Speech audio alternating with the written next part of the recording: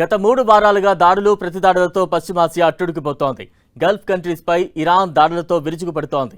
తాజాగా బహ్రెయిన్లోని wear house పై Iran attack చేసింది. దీంతో ఆ ప్రాంతంలో మంటలు ఉవ్వెత్తున ఎగిసిపడ్డాయి.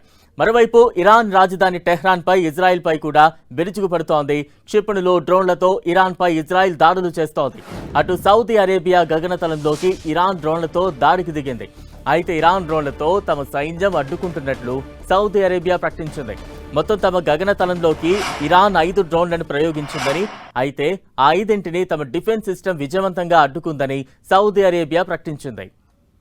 పశ్చిమాసియా యుద్ధంపై బ్లూంబర్గ్ సంచలన రిపోర్ట్ వెల్లడించింది. ఇరాన్తో యుద్ధం ప్రారంభమైనప్పటి నుంచి అమెరికాకు తీవ్ర నష్టం జరిగిందంటూ బ్లూంబర్గ్ సంచలన కథనాన్ని వెల్లడించింది. ఈ యుద్ధంలో అమెరికాకు చెందిన 16 యుద్ధ విమానాలు కుప్పకూలాయని పేర్కొంది. వీటిలో 10 MQ-9 రీపర్ డ్రోన్లు ఉన్నాయి. 6 విమానాలు ప్రమాదాల్లో కూలినట్లు బ్లూంబర్గ్ కథనం వెల్లడించింది. అంతేకాకుండా పలు విమానాలు దాడికి గురైనట్లు తెలిపింది. ఇక కువైట్ రక్షణ వ్యవస్థలు పొరపాటున జరిపిన దాడిలో 3 F-15 ఫైటర్ జట్లు కూలాయని స్పష్టం చేసింది. 5 KC-135 ట్యాంకర్ విమానాలపై ఇరాన్ దాడులు చేసినట్లు బ్లూంబర్గ్ కథనం పేర్కొంది. ఇరాన్పై అమెరికా ఇజ్రాయెల్ యుద్ధం మొదలై 3 వారాలవుతూ ఉంది. కానీ రోజు రోజుకి వార్ మరింత భీభత్సంగా మారుతోంది. 21 రోజులు గడుస్తున్నా మిడిల్ ఈస్ట్లో యుద్ధ మేఘాలు తొలగకపోగా మరింతగా ఉధృతమవుతోంది. వార్ పీక్స్ కు చేరింది. ప్రతీకార దాడులతో గల్ఫ్ కంట్రీస్లోని చమురు కేంద్రాల లక్ష్యంగా ఇరాన్ భీకర దాడులు చేస్తోంది. ఇరాన్ దాడులతో గల్ఫ్ కంట్రీస్లోని చమురు, గ్యాస్ క్షేత్రాలు సహా పలు రిఫైనరీలు మంటల్లో చిక్కుకుపోయాయి.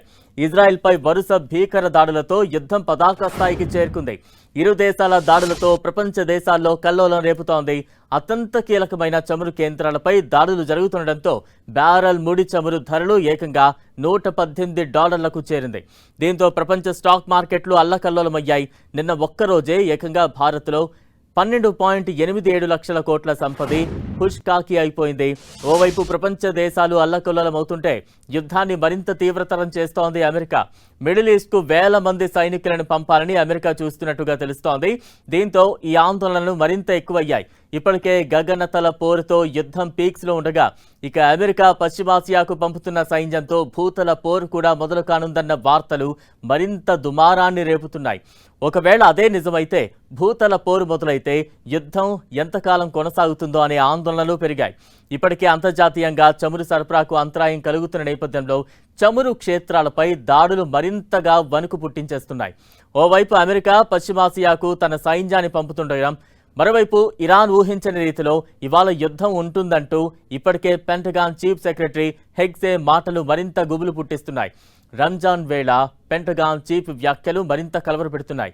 అమెరికా ఇజ్రాయెల్తో జరుగుతున్న యుద్ధంలో ఏమాత్రం కూడా వెనక్కు తగ్గే ప్రసక్తి లేదని ఇరాన్ చెబుతూ వస్తోంది.